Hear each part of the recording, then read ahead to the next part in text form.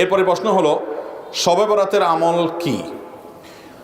শবে বরাত অর্থাৎ যেটাকে হাদিসের ভাষায় বলা হয়েছে মধ্য শাবানের রাত, শাবানের মধ্য রজনী, 14ই শাবান দিবাগত রাত, এটাকে আমাদের সমাজে বা পাক ভারত মহাদেশে এই অঞ্চলে, ইরানে, এই সাইডে শবে বরাত বলে। হাদিসে কোনো শবে বরাত নাই, হাদিসে আছে লাইলাতুন নিসফি মিন শাবান।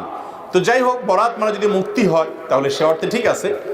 এই রাতে আল্লাহ তাআলা মুশরিক যারা শিরকে লিপ্ত, এই লোকগুলো ছাড়া, হিংসুক ছাড়া, বেদাতে লিপ্ত ছাড়া, যে ব্যক্তি সুন্নাহ মেনে চলতে চায় না, এই লোকগুলো ছাড়া বাকি সব ইমানদারদেরকে সাধারণ ক্ষমা ঘোষণা করেন।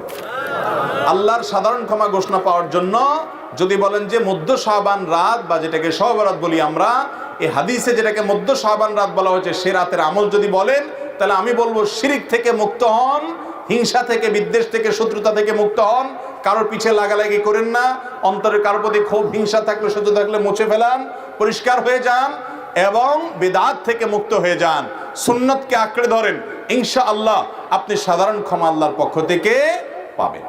কথা কি বুঝাতে পারছি? এছাড়া যদি এরাতে কেউ ব্যক্তিগতভাবে আমল ইবাদত করে, অন্য রাতেও করে, এরাতে আল্লাহ ক্ষমা করেন, এতটুকু অন্তত হাদিস দ্বারা সাবেত অবশ্যই আছে। সেই বিষয়টা লক্ষ্য করে, রাতের ফজিলত একেবারে উড়িয়ে দেওয়ার মতো না, সে বিষয়টিকে লক্ষ্য করে যদি কেউ ব্যক্তিগতভাবে আমল ইবাদত করে, বিদআতি কোনো রূপ পরিগ্রহ না করে, তাহলে সে তার জন্য জায়েজ আছে। কিন্তু আমাদের দেশে যেটা হয়, শবে বরাত মানে হলো মসজিদে দলবদ্ধভাবে জিকির করতে হবে, দোয়া করতে হবে, দলবদ্ধভাবে অনেক কিছু করতে হবে, নফল বিশেষ করে সুন্নত আমল এটা একা একা করার যেগুলো, সেগুলো একা একাই করতে হবে।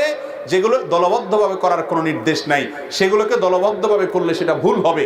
মসজিদে ঢোকার সময় দোয়া পড়তে হয়, আল্লাহুম্মা ইফতাহ লি আবওয়াবা রাহমাতিক।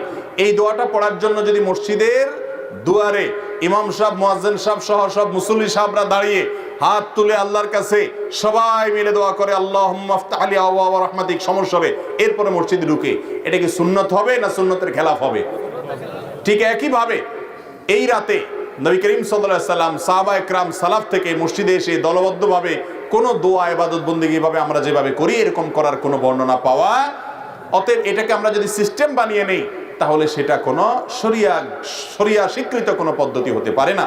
বিধায় এই রাতকে কেন্দ্র করে অনেক কাজ, বেশিরভাগ কাজগুলো আমাদের সমাজ যত কাজ প্রচলিত আছে সব রাতকে কেন্দ্র করে বেশিরভাগই কোনো এগুলার কোনো অস্তিত্ব হাদিসে খুঁজে পাওয়া যায় না। যেমন হালুয়া খান, শবে বরাত মানে হালুয়া, এটা তো একটা কমন আইটেম। ভাই হালুয়া কারোর খাইতে চাইলে খান, ভিন্ন কথা, কিন্তু এই রাতে খাইতে হবে, এই হাদিস বানায়া, জাল হাদিস বানায়া খাওয়া জায়েজ নাই। আপনি এমনি অন্য সময় খান, এ রাত্রেও খান, কিন্তু আপনি অন্য কোনো সময় খান না। এটা মেয়েটার খাওয়ার ফজিলত বানাইছেন কি, যে নবীজির দাঁত ভাঙছে সেজন্য হালুয়া খাইছে, তাই আমরা ভালো দাঁত নিয়ে হালুয়া খাইতেছি। আপনার বাবার পাও ভাঙছে, ভদ্রলোক একটা লাঠি দিয়ে ভর করে খোঁড়ায় খোঁড়ায় হাঁটে, আপনার ভালো পাও নিয়ে আপনি যদি একটা লাঠি নিয়ে খোঁড়ায় খোঁড়ায় হাঁটেন, এটা কি তাকে ভেঙানো হবে না? এই ভেঙানোর কারণে এটা কি বাপের সম্মান দেয়া হবে নাকি তার সাথে তামাশা করা হবে?